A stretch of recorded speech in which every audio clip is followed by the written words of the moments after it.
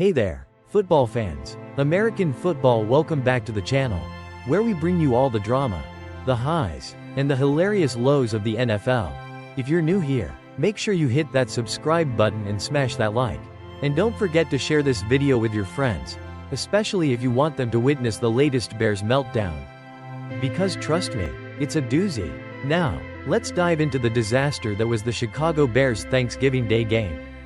Buckle up, the ugly locker room incident, when things go from bad to worse for Matt Eberflus. Well, folks, you know things are bad when a head coach gets fired before the turkey even gets carved. But that's exactly what happened after the Chicago Bears' disastrous Thanksgiving Day loss to the Detroit Lions, where a game that was already heartbreaking somehow ended on an even worse note for head coach Matt Eberflus. Spoiler alert, he wasn't fired for losing. He was fired because of how he lost. Let's set the scene, shall we? With only 32 seconds left on the clock and the Bears trailing 23-20. They were driving down the field with a chance to tie the game. This was it, the moment for a game-tying field goal. A glimmer of hope for the 4-8 Bears, who'd already endured more frustration than a third grader trying to learn long division. But in the final moments, what did the Bears do? Nothing. Yes, you heard that right. They failed to call a timeout. Cue the collective facepalms of the entire city of Chicago. The fans? Furious. The front office? Livid. And the players? Well, let's just say the locker room wasn't exactly the picture of calm and composure. According to sources close to the team, the frustration that had been building all season came to a head. The players were apparently so fired up, and not in the good team spirit way, that things got, well, a bit ugly in the locker room. The aftermath. Emotional and pissed players let loose. It wasn't just any regular post-game speech. Coach Eberflus, trying to do his best to hold it together, came out with a typical, "we have to stick together" message. But after the way that game went down, it wasn't exactly what the team wanted to hear. Cornerback Jaylon Johnson, a team captain, was reportedly emotional and pissed, and rightfully so. It's hard to stay calm when you're handed a chance to tie the game, and your coach can't even manage a simple timeout. But Jaylon wasn't alone in his frustration. Multiple players and even staff members were left scratching their heads, asking, why didn't we call a timeout? In their defense, who wouldn't wonder about that? A game-changing, potentially season-saving moment. And no timeout? That's like forgetting to put gas in the car right before a long road trip. It's not just a minor mistake, it's game over. One staffer even described the locker room as ugly, with a lot of yelling and a fair amount of tension in the air. And when you're already 4-8 and coming off a Thanksgiving loss, well, let's just say the air isn't exactly filled with holiday cheer. Players speak out, the accumulation of frustrations. It wasn't just about this one game, it was the whole season. Bears players had endured week after week of bad decisions, bad time management, and questionable coaching. We felt as players it's been too many instances where we fought our way back into games to lose because of bad time management and decision-making. One player said, echoing the sentiment of the entire locker room. And look, we get it. It's hard to stay positive when you're constantly being asked to do the impossible. The Bears season was already a roller coaster of emotions, and this was just the cherry on top of a melting sundae of disaster. And if you think the loss to the Lions was bad, just imagine how the team felt walking into the locker room after that one. It was like being told, hey, you just lost the game. And by the way, we're going to fire your coach. Cue dramatic music. The inevitable firing. You're out of here. After the game, Eberflus did his usual post-game presser, trying to put on a brave face, despite the fact that his job was hanging by a thread. And you might be thinking, wait, he got fired after talking to the media? What kind of twisted reality show is this? Well, it turns out that the Bears brass, owner George McCaskey, president Kevin Warren, and GM Ryan Poles, were still meeting to discuss his fate when Eberflus was left to talk to reporters.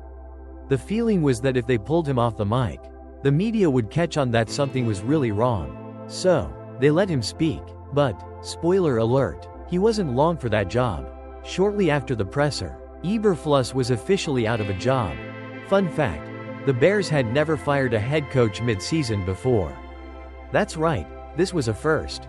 And if there was any doubt about why they made that move, The combination of poor decision-making, questionable time management, and an increasingly frustrated locker room made the decision pretty clear. Matt Eberflus was simply out of chances. Closing thoughts. The Bears' future?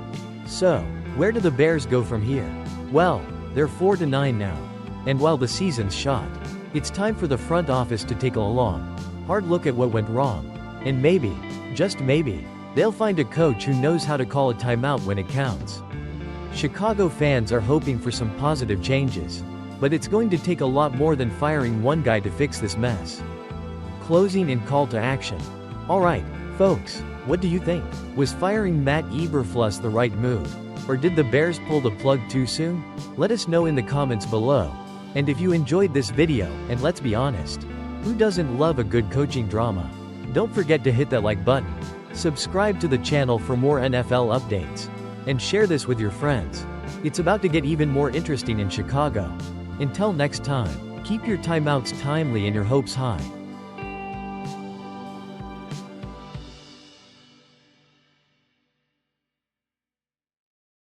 Bears fire coach Matt Eberflus after disastrous last-minute loss to Lions. Well, Bears fans, the unthinkable has happened. No, it's not another disappointing loss. It's the disappointing loss that sealed the fate of Matt Eberflus as the head coach of the Chicago Bears. This Thanksgiving, the Bears' season hit rock bottom in front of a nationwide audience. And now, the franchise is looking for a new direction, a new leader, and hopefully, a few new answers. A Thanksgiving nightmare, the final straw. Let's set the scene. It's Thursday afternoon, and the Bears are trailing the Detroit Lions 23-20 with less than a minute to play. The game is literally hanging by a thread, and the Bears are on the Lions' 41-yard line with 32 seconds left to go. Perfect, right? All they need is a well-executed play to get into field goal range and give Cairo Santos a shot at a game-tying field goal. But then, and here's the plot twist, the clock starts ticking down. And nothing happens. A full 25 seconds run off the clock before the Bears even think about using their last remaining timeout.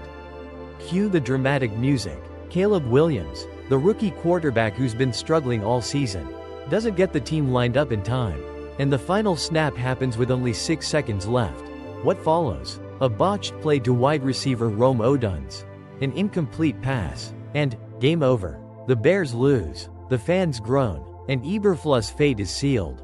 Eberflus gets the axe. The following morning, General Manager Ryan Poles and President, CEO Kevin Warren held a meeting with Eberflus.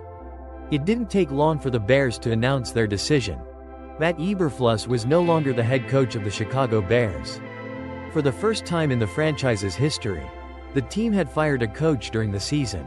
In a statement, Poles explained, "I thank Matt for his hard work, professionalism, and dedication to our organization. We extend our gratitude for his commitment to the Chicago Bears and wish him and his family the best moving forward."